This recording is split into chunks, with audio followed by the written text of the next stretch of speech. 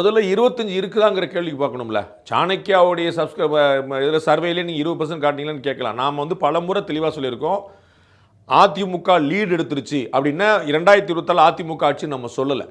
திமுக வந்து முதல் முறையாக பின்தங்குது அப்படின்னா திமுக கேரண்டியாக தோக்குதுன்னு நம்ம சொல்லலை. தாவேக்கா 20% வந்துருச்சு அப்படின்னா நம்ம வந்து 30 சீட் எடுக்க போகிறாங்கன்னு சொல்லலை. இது எதுவுமே நம்ம கமிட் பண்ணலங்கிற நாம் சொன்னது பல முறை. இது திசையை காட்டுகிறது, அவ்வளோதான். இந்த டைரக்ஷன் எந்த பக்கம் மூவ் ஆகுது அப்படின்னா ஆன்டி இன்கம்பன்சி இருக்குன்னு சொல்லிட்டே இருக்கிறோம்.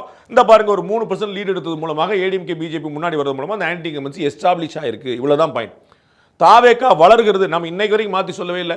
தாவேக்கா வந்து 3% தாண்டாது, 5% தாண்டாது நம்ம சொல்லவே இல்லை.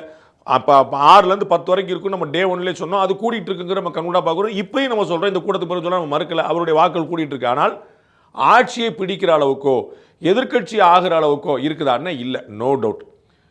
இந்த தாவேக்கா வர்சஸ் டிஎம்கேங்கிறது அவர் தெளிவாக செட் பண்ணக்கூடிய ஒரு நெரேட்டிவ். அது வந்து சக்ஸஸ்ஃபுல்லாக ஆகலாம், அதை நம்ம வந்து பொறுத்து வந்து பார்க்கணும். அதற்கு முன்னாடி இன்னொரு விஷயத்தை சொல்லிட்டே வர்றாரு. என்னென்னா, இப்போ டிஎம்கேல போகிற இடம் பூரா எங்களை தான் சொல்கிறாங்க, அறிவு திருவிழாங்கிற பேரில் அவதூறு திருவிழா நடத்துனாங்க, எங்களை தான் திட்டாங்க. அதே ஒரு நெரேட்டிவ் தான்.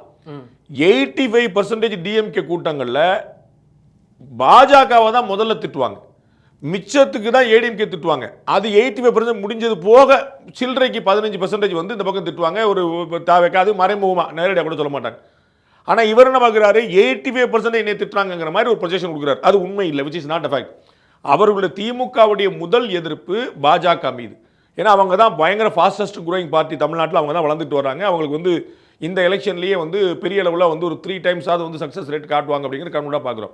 அப்போ அதை உணர்ந்து டபுள் டிஜிட்டுக்கு போயிடுவாங்க அப்படிங்கிறத உணர்ந்து கொண்ட திமுக முதல்ல வந்து பாஜக வச்சு பதறுது. அவங்களுக்கு துணை நீக்கிறாங்களே அப்படிங்கிறனால ஏடிஎம்கேவையும் பிரதான கட்சியாக இருக்கிறனால அவங்க தான் ஆட்சியை பிடிக்க வாய்ப்பு இருக்கிறனால அவங்களை திட்டுது. அதுவோ மிச்ச மீதிக்கு தான் மறைமுகமாக இவங்களை திட்டுறாங்க. பட் இவர் எப்படி ப்ரொஜெக்ட் பண்ண விரும்புகிறாரு, டிஎம்கே vs டிவிகே, எங்களுக்கு அவங்களுக்கு தான் போட்டிங்கிற மாதிரி தொண்டர்களை குஷிப்படுத்த சொல்கிறாரு.